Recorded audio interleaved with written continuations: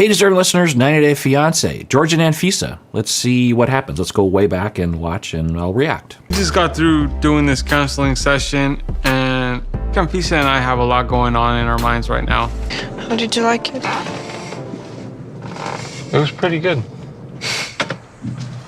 Well, that's encouraging. Hopefully they continued to go to therapy. I feel like I have a lot of pain inside.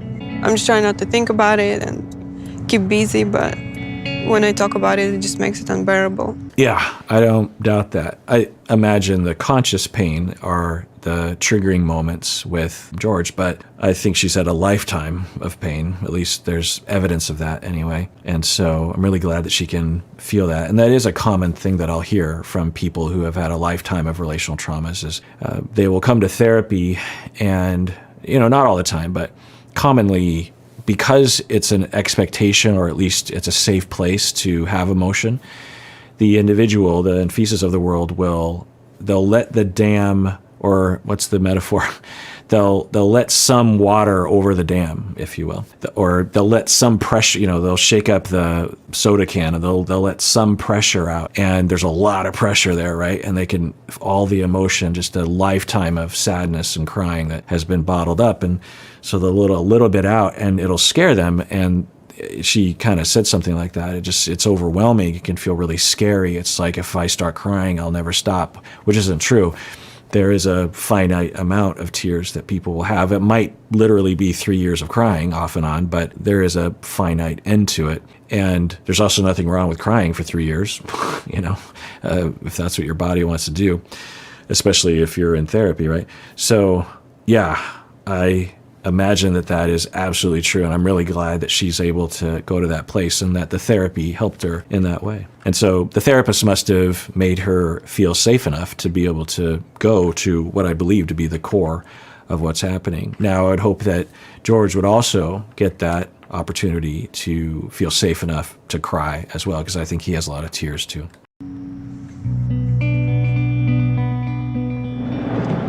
I got a little emotional. I don't see you cry all the time. No, of course, because you don't pay attention to me. Yes, I do pay attention. I don't think George was completely honest. Like when we were talking about him, talking with his family, and he said that he doesn't tell them anything and whatever, but we know this is not true. We know he does. Right.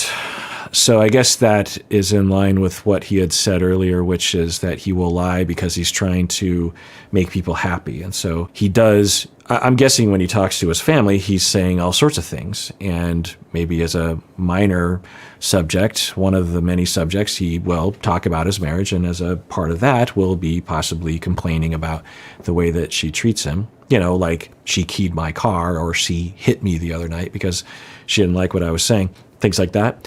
And then when she says, hey, do you talk bad about me? Then George is like, no, I never talk bad about you. It's like, well, now maybe for George, he's like, well, I'm not actively talking bad about you. I talk about what happened, but I'm not like talking crap about you on purpose to make them hate you or anything. So I think that's part of that lying. But when people are being abused, which I don't know if that's happening right here, but when people are being abused, sometimes they will lie because they're trying to get out of abuse, right? They're in a very difficult situation.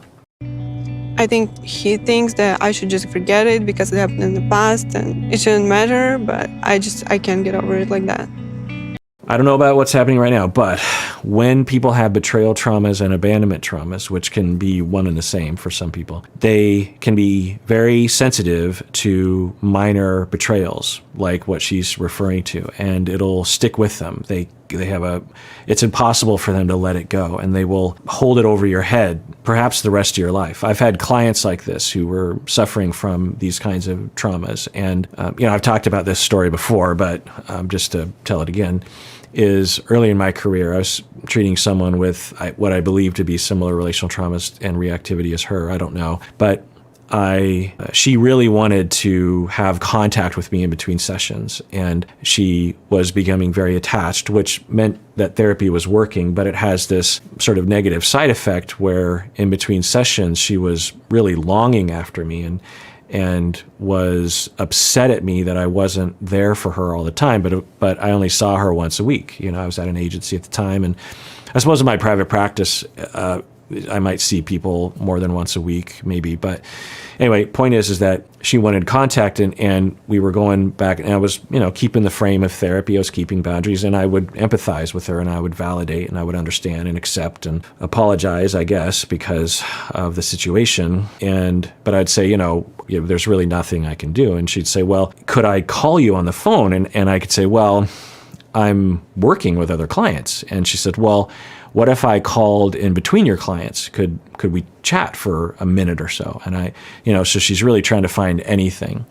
And we talked about that for a while. And I remember deciding that it might be a good idea because it might help her. Because one of the things that would happen is she would feel very fulfilled because of her relational trauma, is the relational therapy that I was conducting with her. By the end of the session that week, she would feel relaxed and safe and cared for and trusting of herself and others. Her self-esteem would go up, her optimism would go up, her mood would go up. And then as time went on through the week, she would slowly lose touch with that feeling, and she would get more and more upset, more and more angry, more and more isolated, more depressed, more anxious, and somewhat more convinced that I didn't really care about her. And then we would meet again, and then by the end of the session, she'd be like, oh, you know what? I feel like you actually do care about me and that I am worth being cared for. And it was important for me that she would be able to sustain that feeling, because the longer she can feel that feeling and the more intense it is, the more therapy is going to work. I won't go into the weeds on that, but evidence-based form of relational psychotherapy that helps people with this sort of thing. It's a corrective experience.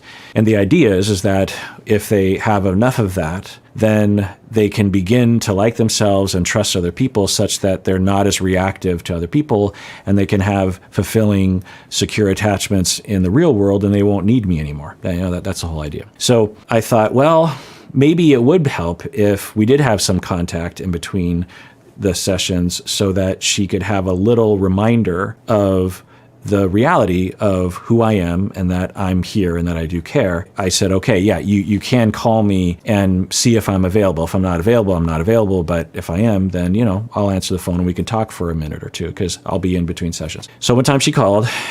She did this a number of times. It was kind of a routine. But one time she called and I was very busy.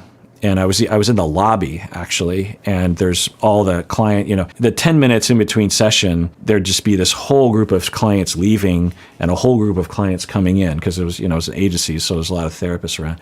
And, there's kids and adults, and, it's just kind of chaos. And there's all these workers and therapists are, dropping off their clients and picking up their clients, and it was a tiny little lobby. It was actually a converted house, a converted one-story house in Federal Way, and it was this tiny little foyer, and everyone's crammed in there. And the secretary, starts saying something to me, and she's like, "Your client is on the phone." And I was like, "Oh, it's that client," and I'm really busy, and it's very chaotic. And I'm like, "But if I don't talk to her, she might get upset." So okay. So I centered myself, and I went over to the phone. Again, chaos going on around me, and I'm sitting there next to the phone, and I centered myself and said, "Hey," and we started talking for a little bit, and I immediately said, "I only have a little bit of time, but, what's going on? How you doing?" And it was a good check-in. I think it was common to other check-ins, but I might have been a little distracted from all the chaos that was happening. Then the next session, she comes in, and she was livid at me, just rageful at me because of how I betrayed her in that moment and how I dismissed her and didn't listen to her, how it showed that I was a horrible human being who did not care about her feelings.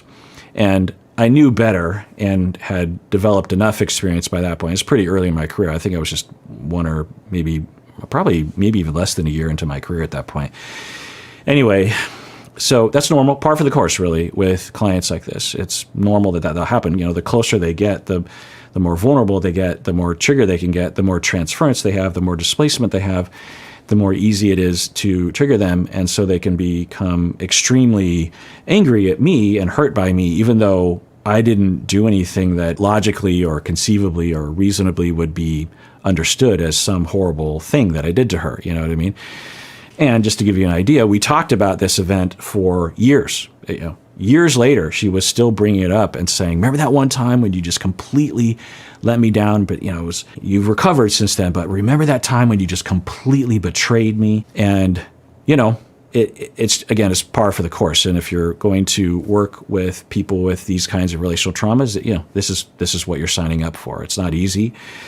It's hard to be yelled at in that way and to be accused of those kinds of things, because you want to defend yourself, you want to fight back, but that doesn't do any good. So you're not going to be a good therapist. That's why you need consultation and your own therapy and good supervision and support, so you can get through those times. And it's highly gratifying. That client, for example, eventually graduated from therapy and was able to have that experience that I was talking about. It was years later, 7-10 years later, that she was able to love herself enough and trust other people enough, and have her relational traumas and her complex PTSD recovered enough and healed enough such that she could actually navigate relationships without having those kinds of paranoias and those kinds of distortions and those displacements and transferences. And I have the benefit of getting an update about her years and years later, rather recently, actually. This would have been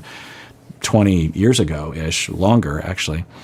And had an update from her and her family saying that she was doing really well and had been ever since. And it's stuff like that that's just like pinnacle of my existence, really.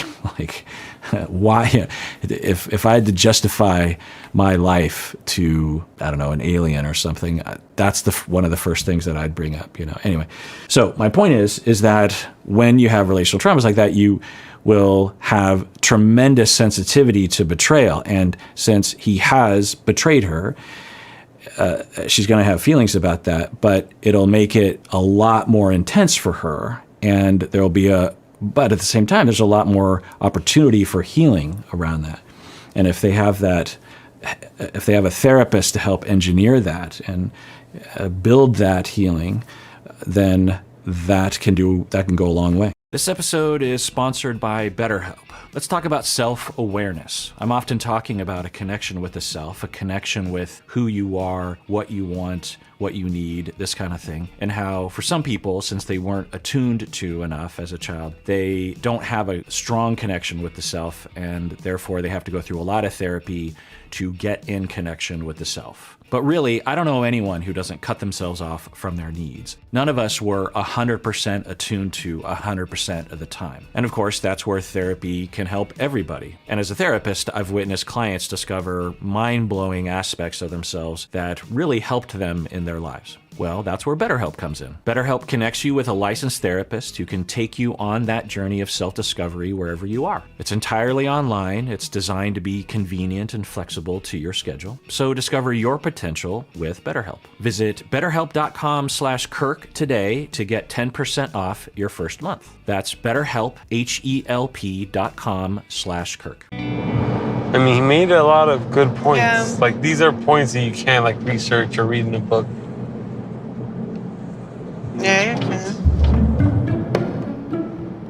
So just to review, she starts the conversation by saying that, what'd you think of therapy? Because it was her idea and she was hoping that he would like it.